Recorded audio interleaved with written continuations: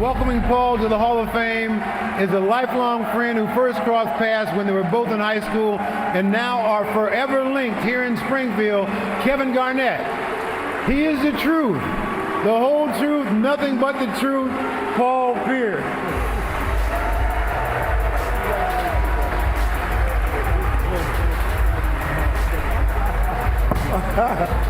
Oh my gosh. Oh,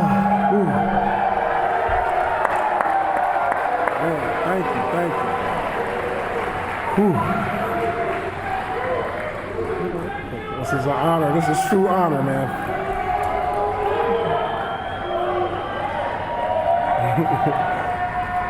First and foremost, I'm humbled and honored to be here tonight. I mean, never in my wildest dreams did I think I'll be a Hall of Famer.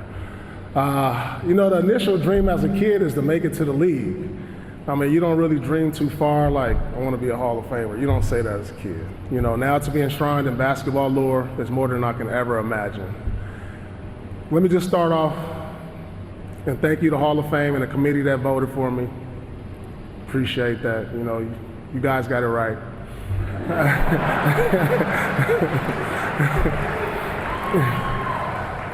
I'd like to especially thank the late, great David Stern and Adam Silver. David, that was a great handshake, best handshake I ever had, by the way. Start off with my mom. My mom, she couldn't be here tonight. She's still here. She's getting older, couldn't travel, but I want to start off by telling you I love you. I know you had a lot of sleepless nights dealing with me, and I appreciate the sacrifices that you made, your hard work, your dedication, your stubbornness that made me the man I am today. I also like to apologize for burning down our house when I was 7 years old. I don't remember ever apologizing for that, but I guess God knew I had to repay you somehow. So I'm grateful to have made it to the league and got you a new one. So thank you, Mom. That's a true story. I was playing with matches. Next thing you know, I'm out in front and the house is coming down. All the kids in the neighborhood called me an arsonist. I didn't know what that was at the time. I didn't. I was 7 years old. To my two older brothers, Steve and Jamal. Steve, I'd like to thank you for setting the bar. My second oldest brother, he was drafted by the San Francisco Giants and drafted number 14. Not a lot of people know this, but he set the bar in the family. He played the AAA, up and down, AA, AAA, some MLB, but he set the bar for the family, and he gave me a vision, gave me an inspiration, something I could reach for. And so I'd like to thank you for setting that bar, Steve. My other brother, Jamal, thank you.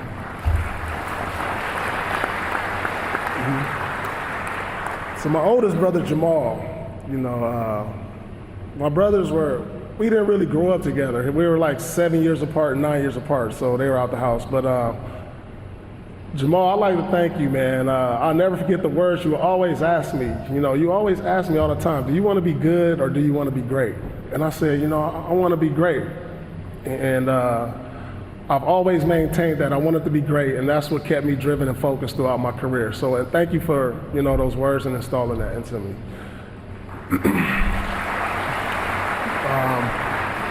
To my Uncle Mike, I didn't have a father figure. He was my father figure. I'd like to thank my Uncle Mike for being there. One of the most instrumental moments in my life is when you put up that court in the backyard and allowed me to work on my skills every day. I remember you going out to the garage sale, getting a cardboard and throwing it on the garage, finding a rim and throwing it up there. Didn't have a net at the time, but I had something to shoot on. So I thank you for that and being a father figure.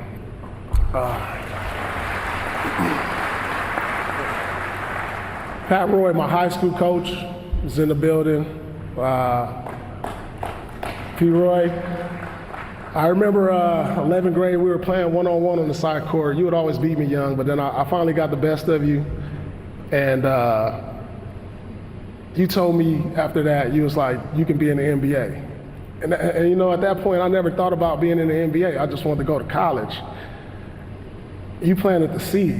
You made me believe, like, man, really? You really believe I can go to the NBA? So I'm thankful for that, man. That wasn't the vision at first, that seed you planted, you made me believe, and, the rest is history. I appreciate that.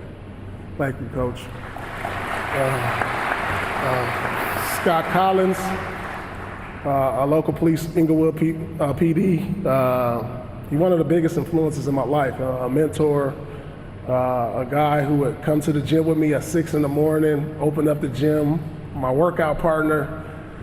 He was a mentor for all the neighborhood kids too. He would cut our hair, with guys that had money to go to the barber. He'd open up the gym 6 in the morning before he even had to go to work as an Inglewood PD. I thank him so much for being a positive influence. I think it's important for kids to have certain positive influences in their life, especially when you grow up in neighborhoods that's gang infested, drug infested. It's important to keep people like that in your life. So Scott, thank you for, keeping me off the street. I played volleyball for him. He was in the PAL League. I don't know if anybody know what the PAL League, Police Athletic League, when we grew up.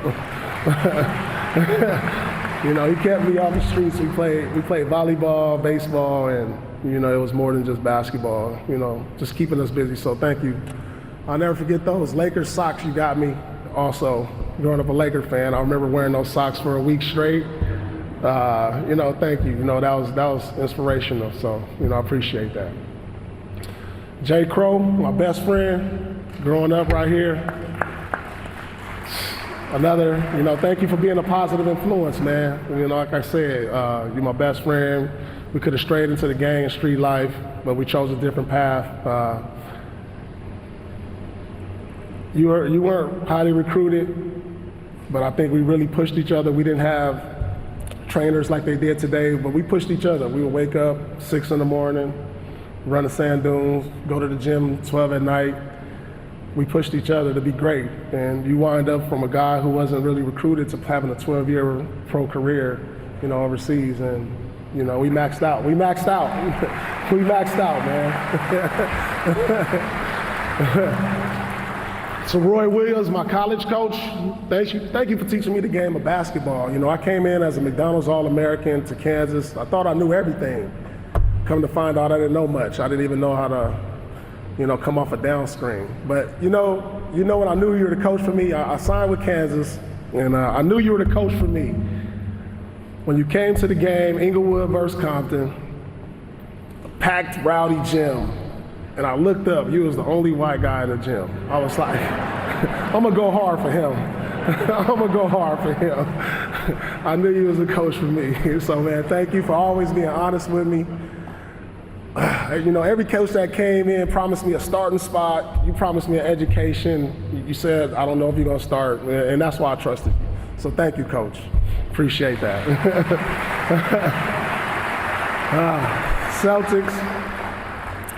Coming out of college, I was a first-team All-American, projected number 2 pick.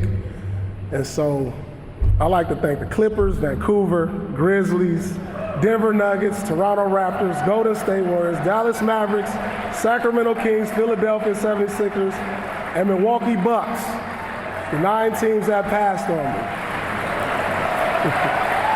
Thank you. Thank you. I appreciate that. Thank you for passing on me and adding fuel to my fire. I appreciate that. I'd like to thank Rick Pitino, the coach at the time, Lester Connor, for going out and on the limb and drafting me. To this day, I don't understand how I slipped to number 10. I'm like, I was in shape, my shot was falling, I was running the line drills. I was like, how did I slip to 10? But everything happened for a reason. Everything happened for a reason. Going to the Celtics, I'm grateful. Danny Ainge, Whit Grossbeck, Steve Paliuka, thank you for believing in me. I honestly thought Danny was going to trade me. He came in and just traded everybody. Traded Antoine. I was like, man, it's over for me. But y'all stuck with me. We went through some tough times, and I appreciate you. It took 10 years for you to bring this guy around. I mean, I told y'all in 2006, if we get here, we gonna win it. True story. I was like, hey, we had arguments on who was gonna go to, if I was gonna go to Minnesota or he gonna come to Celtics. And You know, it worked out. But anyway, Doc, I can't even lie, man.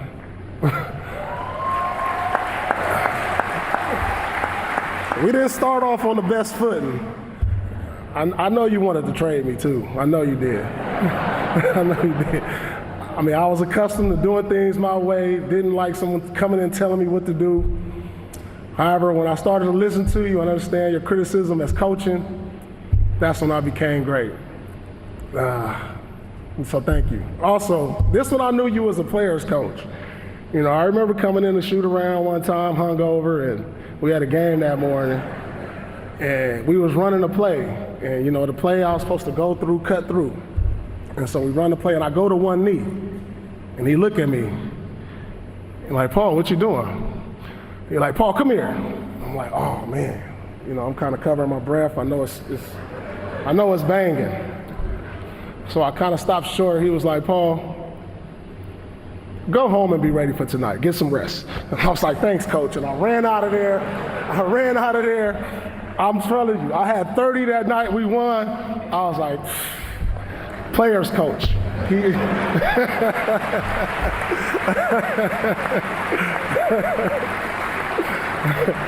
To all my teammates I ever played with and coaches I played for, there's too many to name, so I'd like to thank all of you. I think that goes without saying, KG, you were the most influential. You know, I apologize to you also. I remember we were kids and we went to Vegas and we jumped out the cab and ran and didn't pay. I'm sorry. I'm sorry for being a bad influence to a country guy that young. I never apologize so, man. I hope you understand. We didn't have no money at the time, so we were just trying to get the circus. But anyways, I appreciate you, man. To Derek and Tony Petit, thank you for saving my life. I think you all know what I mean. In 2001, I was stabbed 11 times. They got me to the hospital, and you know, that woke me up. That helped me realize how precious life was, and I appreciate that. Without them, I probably wouldn't be standing here today. I went on to play 82 games that year. There was no time management. What did you say? Load management, right. I didn't know nothing about that, and I wound up playing 82 games, so I appreciate that. I appreciate life a lot more because of that incident. To my agent, Jeff Swartz, when I met you, you had 2 clients, dude. Look where you at today, on top of the world. You're welcome. You're welcome.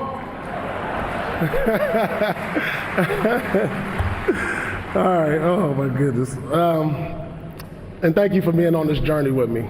You know, I like to say how thankful I am to the mothers of my children who are right here. I'd like to thank, I appreciate you all. To my kids, Priyana, Jazzy, Prince, Soleil, 3 girls, 1 boy. I remember Ray Allen said, when I had the 2 girls and a boy, he said, if you ever needed a boy, I could be there for you. I think he got like 4 or 5 boys. I was like, whatever, Ray, whatever. You ever need a girl, holla at me. Oh man, one last thing. I gotta pull this off my phone. I wrote this, so bear with me.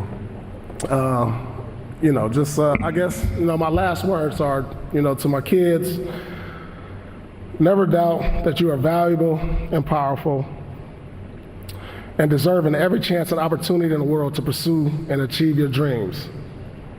Remember, you only fail when you stop trying. Never forget that whatever you go through, no matter what, I will always love you. Thank you.